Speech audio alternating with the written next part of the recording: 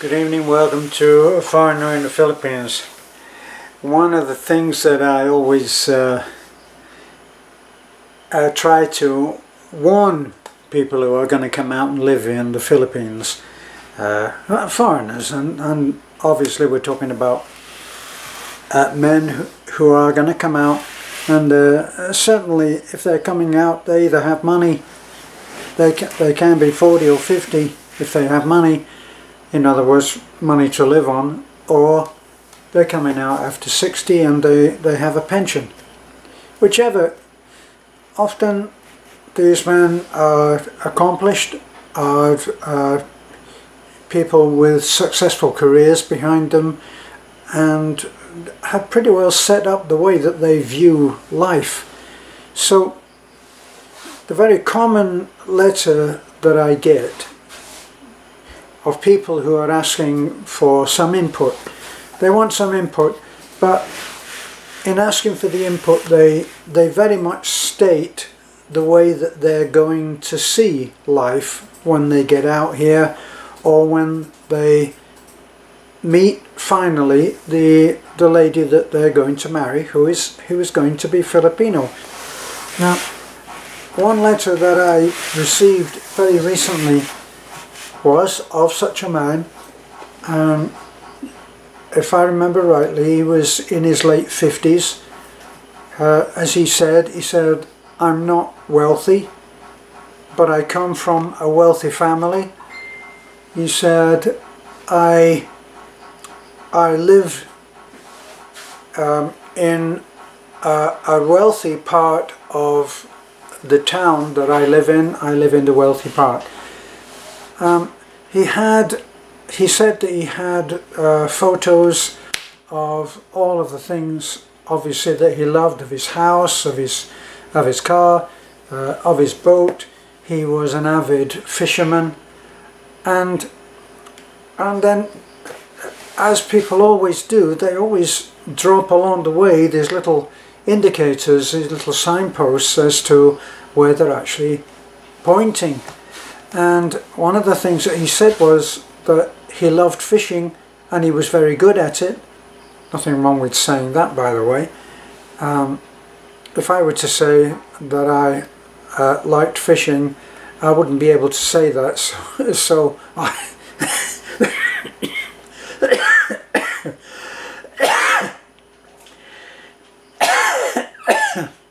you'll have to edit that out, honey. Okay. So I wouldn't be able to say that, so I admire anybody that can. But the emphasis of his letter was that he wanted to meet someone. Now, he'd been for some time on one of the Asian dating sites. It may have been Date in Asia or something like that. But anyway, he hadn't had any luck. He'd had a lot of letters, but he said they always ended up wanting money.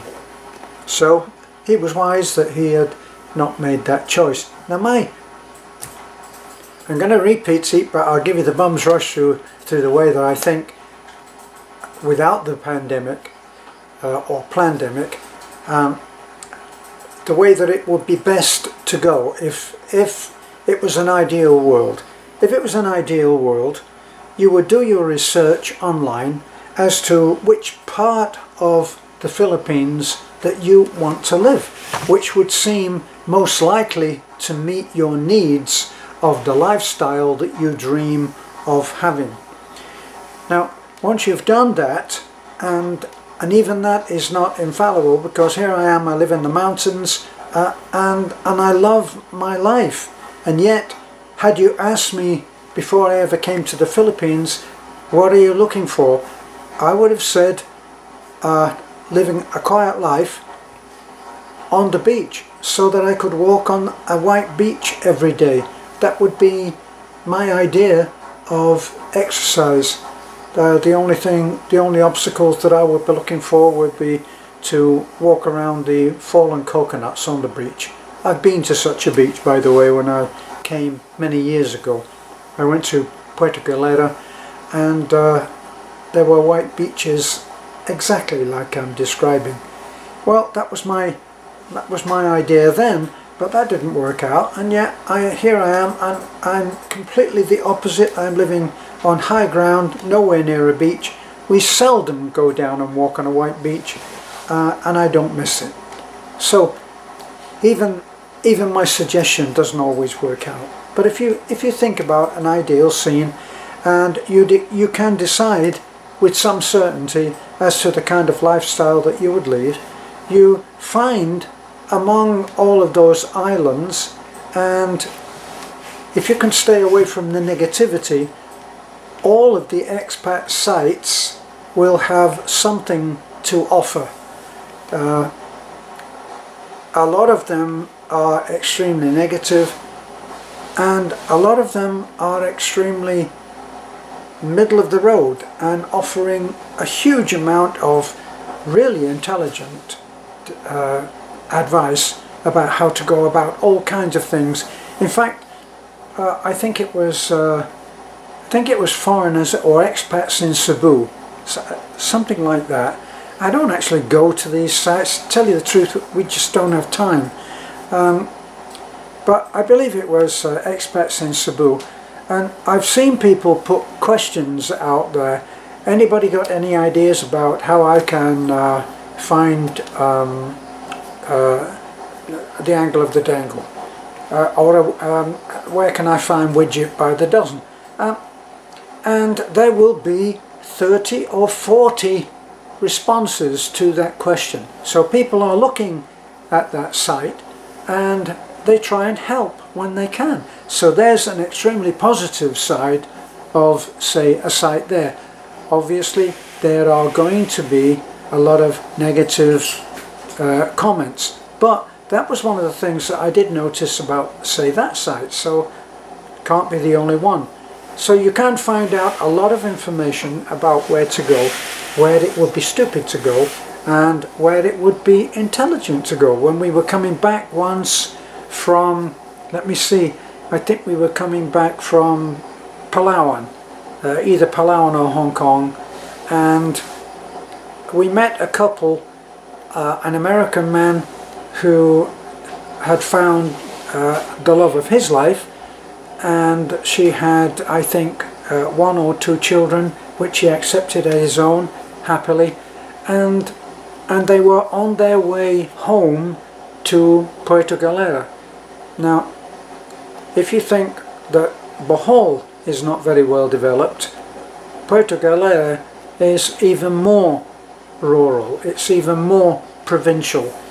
I actually liked Puerto Galera, but I'm talking from when I went way back, late 80s, 90s, okay, 1990.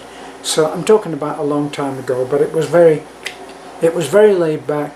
It was pristine.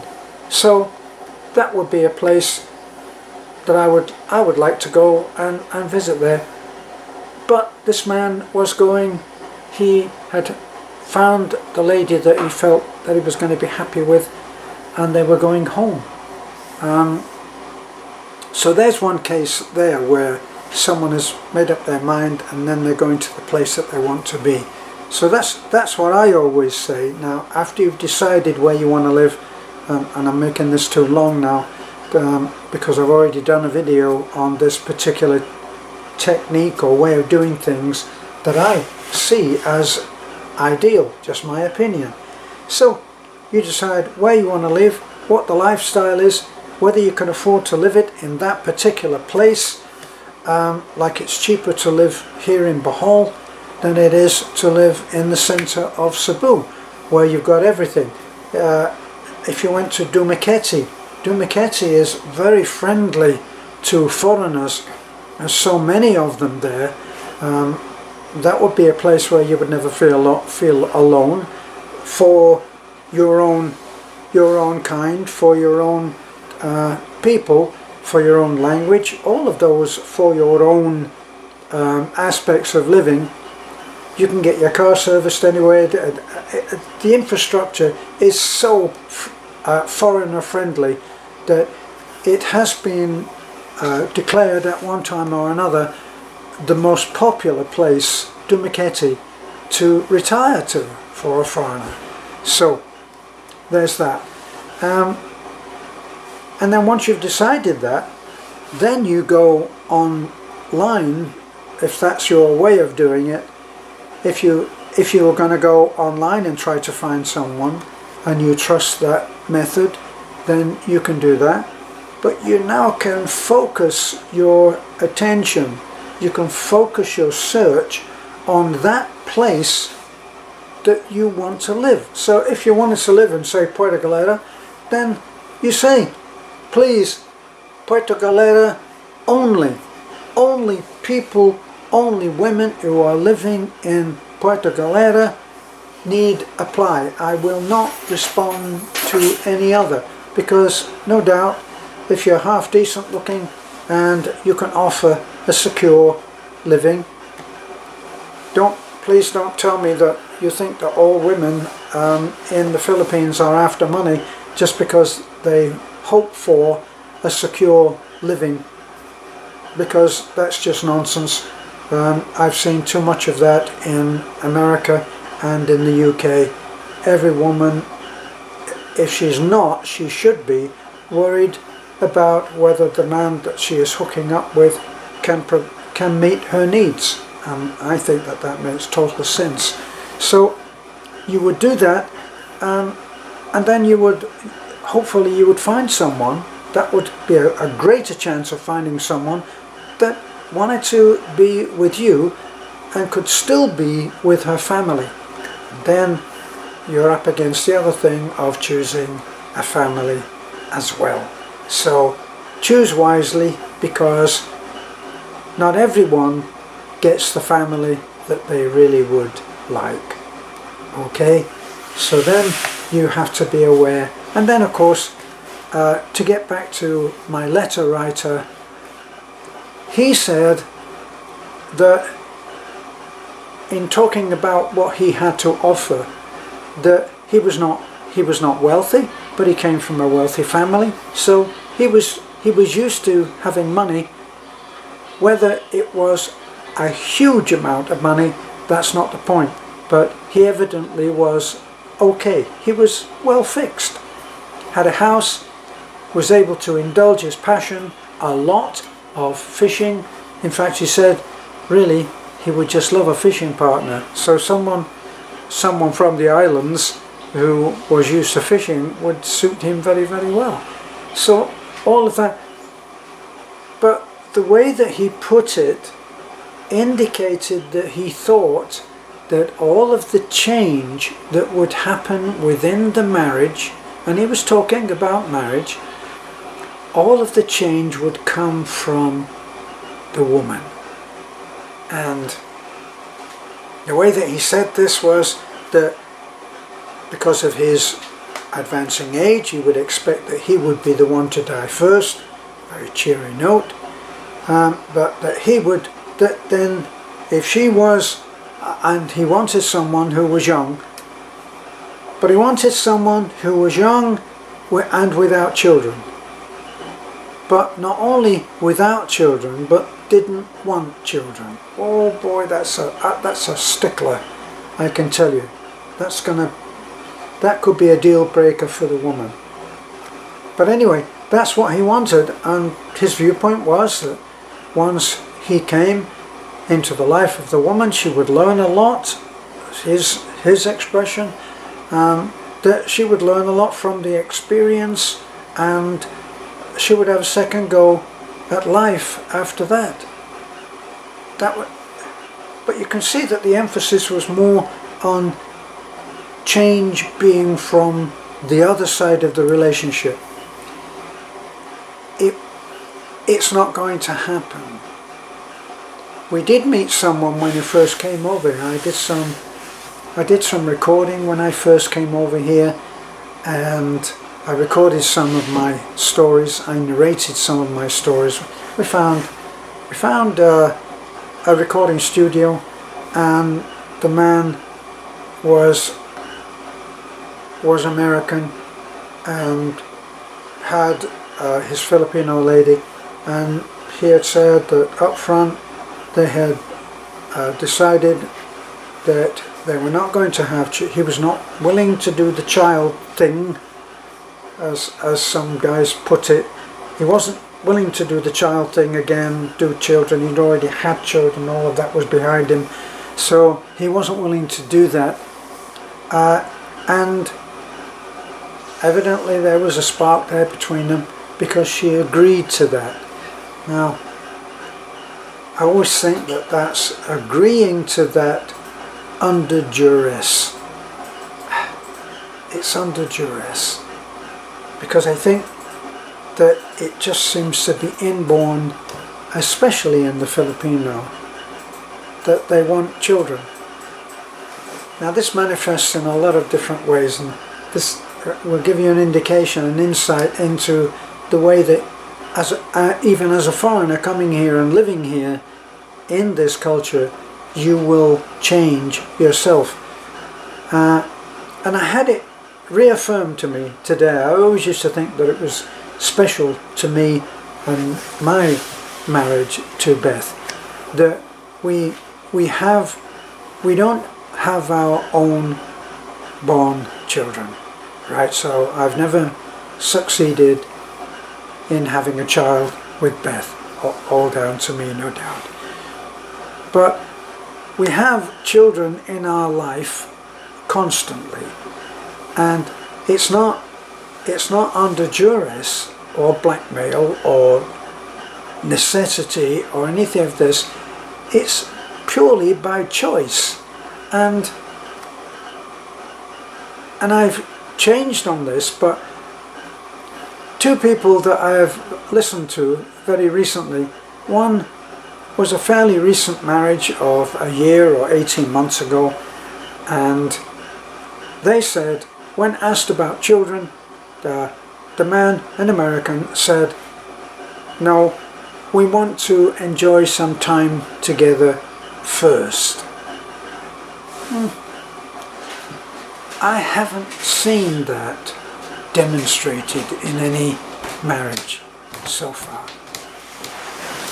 Because if the couple are enjoy a relationship within a compound of brothers-in-law, sisters and sisters-in-law, and a mother-in-law, and as we do, we live in our house.